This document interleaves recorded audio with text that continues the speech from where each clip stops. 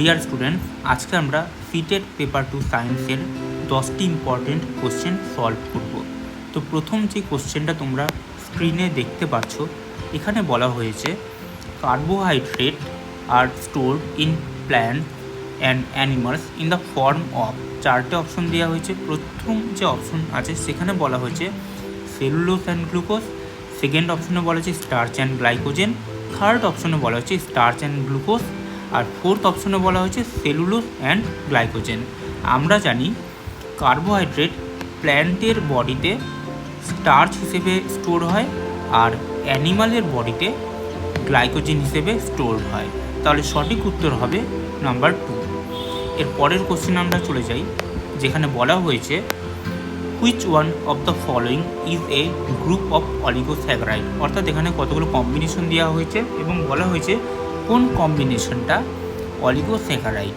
প্রথমে বলা হচ্ছে starch, sucrose and fructose, second কম্বিনেশনে বলা হয়েছে glucose, fructose and cellulose, third কম্বিনেশনে বলা হচ্ছে সুক্রোজ, ল্যাকটোজ অ্যান্ড ম্যালটোজ, আর ফোর্থ যে কম্বিনেশন সেখানে আমরা দেখতে পাচ্ছি স্টার্চ, ল্যাকটোজ অ্যান্ড ম্যালটোজ।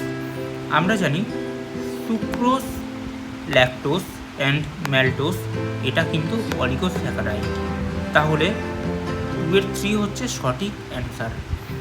এর পরেরটা আমরা চলে যাই, পরের কোশ্চেন যেটা আছে সেখানে বলা হয়েছে the presence of starch in raw food can be tested with, অর্থাৎ একটা খাবার সেখানে স্টার্চ প্রেজেন্ট আছে কিনা বা কোনো কিছু সেখানে স্টার্চ প্রেজেন্ট আছে কিনা সেটা তোমরা কীভাবে আইডেন্টিফাই করবে। এখানে 4টে অপশন দিয়েছে।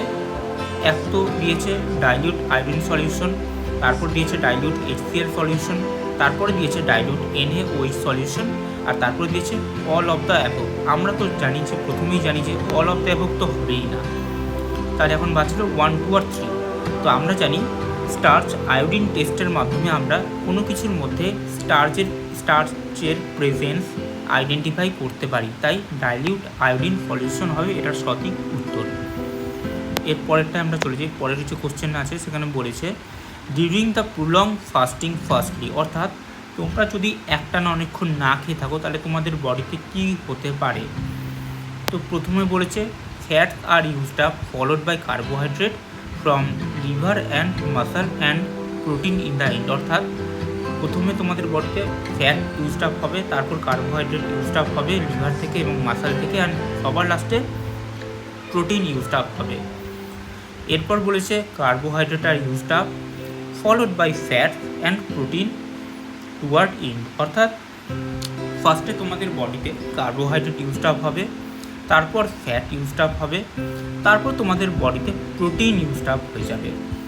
থার্ড অপশনে বলছে lipid followed by protein and carbohydrate toward in, আর চতুর্থতে বলা হয়েছে নন অফ দ্য অ্যাবভ, অর্থাৎ এই তিনটে উপরে যে বলা হয়েছে এটা এটা এটা এগুলো কোনোটাই নয় বলেছে।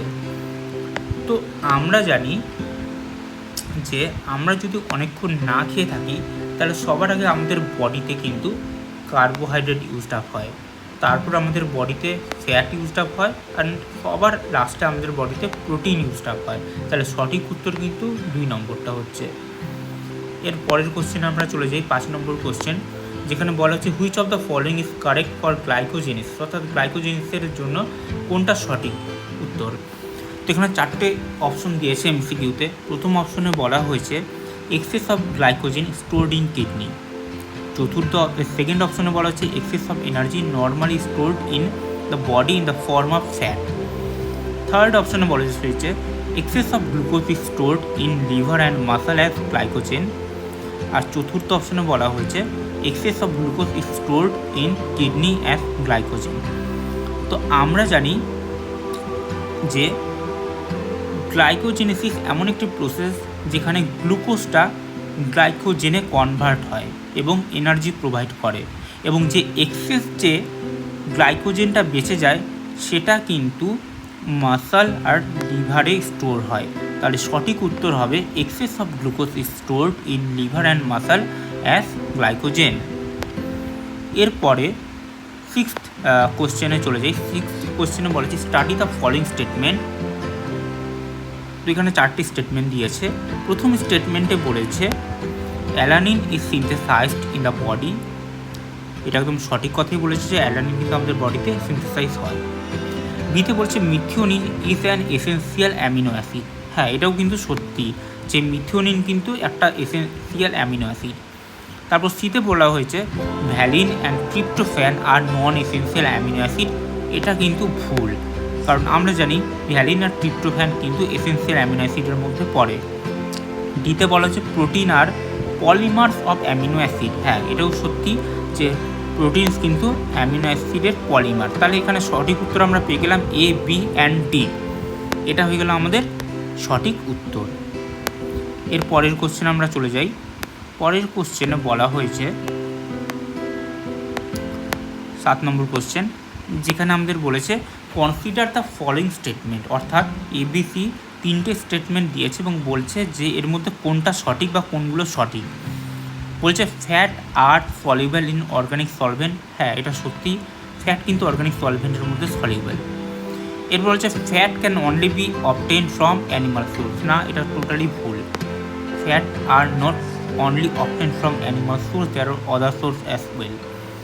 এরপর বলছে excess of saturated fat in diet may lead to heart attack. হ্যাঁ, এটা সত্যি যে ডায়েটের মধ্যে যদি এক্সেস স্যাচুরেটেড ফ্যাট থাকে তাহলে কিন্তু হার্ট অ্যাটাক হওয়ার সম্ভাবনা থাকে। তাহলে সঠিক উত্তর হয়ে যাচ্ছে আমাদের এ অ্যান্ড সি।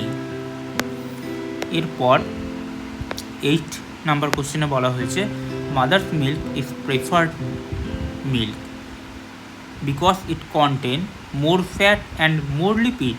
না, এটা টোটালি ভুল। Less fat and less lipid. হ্যাঁ, এটা সত্যি। Less fat and more lipid মোটেও নয়। More fat and less lipid, না, এটাও নয়। তাহলে সঠিক উত্তর কি? Less fat and less lipid.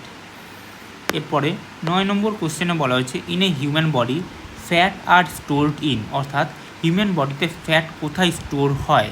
তো আমরা জানি ফ্যাট কিন্তু এডিপোস টিস্যুর মধ্যে স্টোর হয়। এরপর 10 নম্বর কোশ্চেন বলছে which of one of the following acid is present in vitamin C, অর্থাৎ ভিটামিন সি যে আছে এই ভিটামিন সির মধ্যে কোন অ্যাসিডটা প্রেজেন্ট আছে। ফলিক অ্যাসিড তো মোটেও হবে না, ল্যাকটিক অ্যাসিডও হবে না, অ্যাসকর্বিক অ্যাসিডও হবে না। সঠিক উত্তর সাইট্রিক অ্যাসিড। তো এই ছিল আজকে আমাদের 10টি ইম্পর্টেন্ট এমসিকিউ যেটা আমরা সলভ করলাম। নেক্সট লেকচারে আবার আমরা এরকম 10টি সায়েন্সের ইম্পর্টেন্ট এমসিকিউ সলভ করব। চ্যানেলটি ভালো লাগলে অবশ্যই সাবস্ক্রাইব করবে এবং ভিডিওটি লাইক করবে। Thank you.